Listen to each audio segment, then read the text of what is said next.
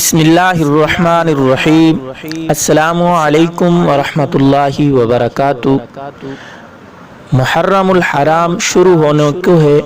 یہ اسلام کا ابتدائی مہینہ ہے۔ اسلام کی ابتدا اسی اسلامی سال کی ابتدا اسی مہینہ سے ہوتی ہے۔ یہ اسلام سے پہلے بھی محترم تھا، آج بھی محترم ہے۔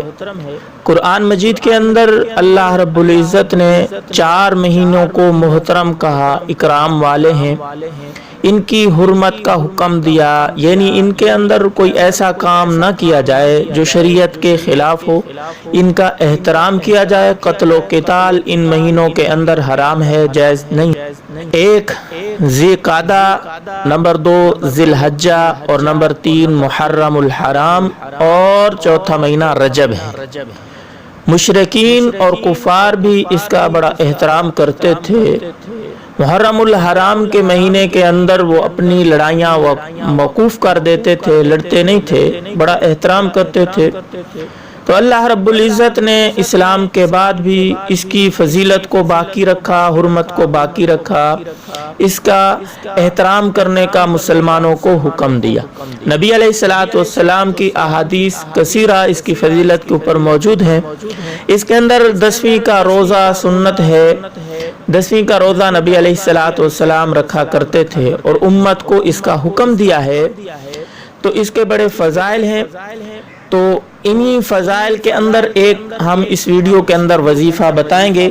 انشاءاللہ وہ وظیفہ کرنے کے بعد آپ کے گھر کے اندر رزق وسیع ہو جائے گا، برکتیں رحمتیں نازل ہوں گی، رزق دروازے توڑ کر آئے گا، آسمان سے جیسے بارش ہوتی ہے ایسے رزق آپ کے گھر پر برسے گا۔ شرط یہ ہے کہ یہ وظیفہ خود بھی کریں، گھر والوں کو بھی کرائیں۔ اگر آپ صرف خود کریں گے پھر بھی رحمتیں برکتیں رزق وسیع ہوگا، لیکن زیادہ فائدہ یہ ہے کہ آپ بچوں کو، گھر والوں کو بھی حکم دیں تاکہ سارے گھر والے یہ برکتیں لوٹ لیں۔ بڑا ہی اہم وظیفہ ہے۔ وظیفہ بتانے سے پہلے آپ سے درخواست ہے کہ آپ نے ابھی تک میرا چینل محمد علوی سبسکرائب نہیں کیا تو برائے کرم اس کو سبسکرائب کر لیں، تاکہ جو ہی میں نیو ویڈیو بناؤں تو آپ کو وہ ویڈیو پہنچتی رہے، اس سے مستفید ہوتے رہیں۔ اور ویڈیو کے اندر اپنی رائے کا اظہار ضرور کرنا کہ آپ کو ویڈیو کیسی لگی۔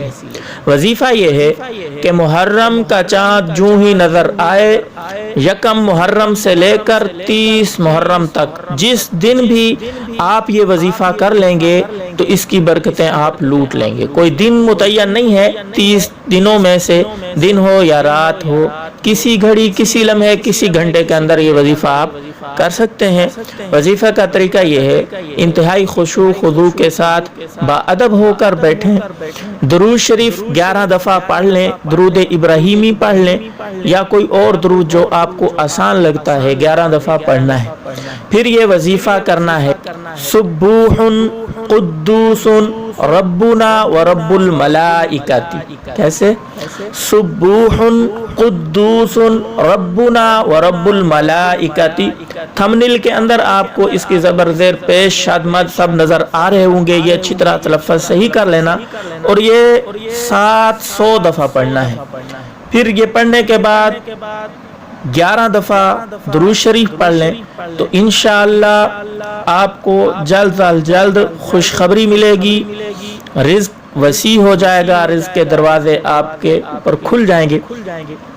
امید ہے آپ کو یہ ویڈیو اچھی لگی ہوگی۔ السلام علیکم ورحمۃ اللہ وبرکاتہ۔